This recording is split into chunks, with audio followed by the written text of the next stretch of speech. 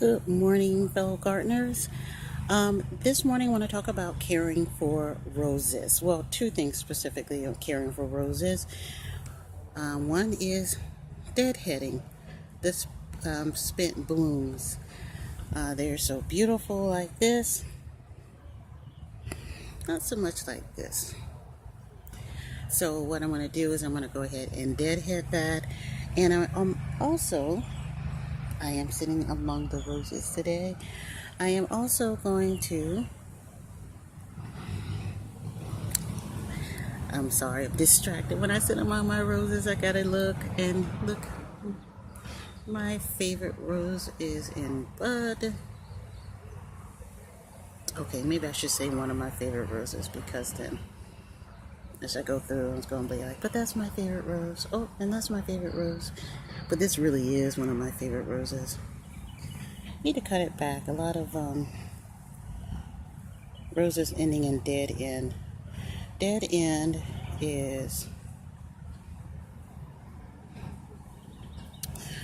this. That was supposed to be a rose, but probably a thrift or insect got to it, ate the bud before it could really start. So now it's just going to sit there.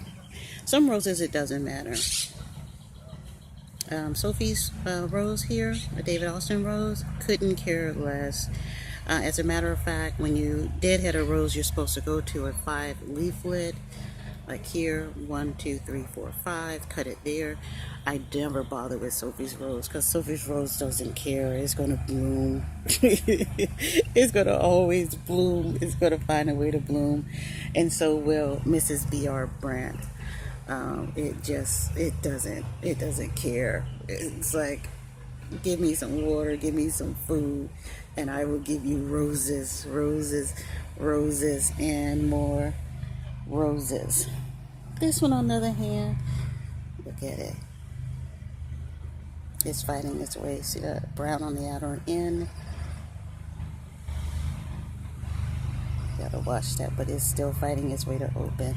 It looks a little bit, I don't know what the name of it is. I got it as a clearance. Should have called this channel the Frugal Gardener, right? As many clearance plants I got. Is no name, but when I was looking through my David Austin catalog, which is like my favorite pastime, it really reminded me of Windmere. So when it opens, I'm going to take a picture. I'm going to ask my YouTube family if what they think it is. Does it look like that? But anyway, today, what's today? Because I get totally distracted. The roses smell so amazing.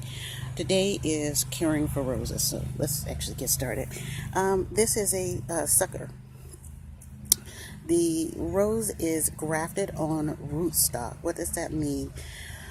Here in my zone 10, I am actually in South Florida.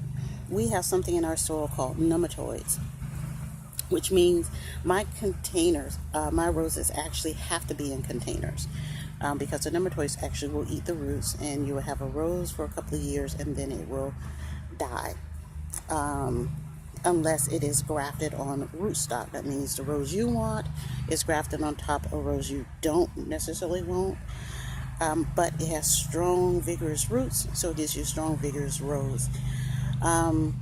But every once in a while, that rootstock, being strong and vigorous, tries to make a break for it.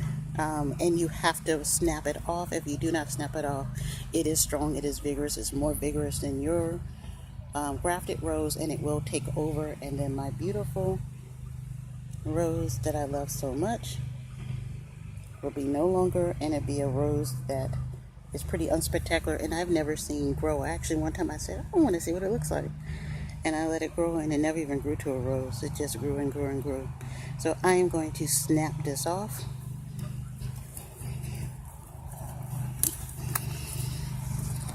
And it's done. Very important. Make sure you snap off the suckers. Do not let them stay on your rose. Get rid of them.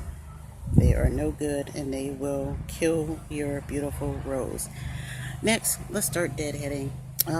So this one, all I do is just cut. Just go here,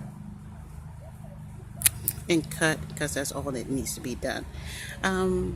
I did not, I don't let them just fall. I just kind of did that. So for the video, I'm going to go ahead and pick those up now. Just want to give you an example of what it is that I'm going to be doing. So let me go ahead and get started now with my hibiscus. I love living in zone 10. I get to grow hibiscus. All right. Thank you so much for watching, and happy gardening.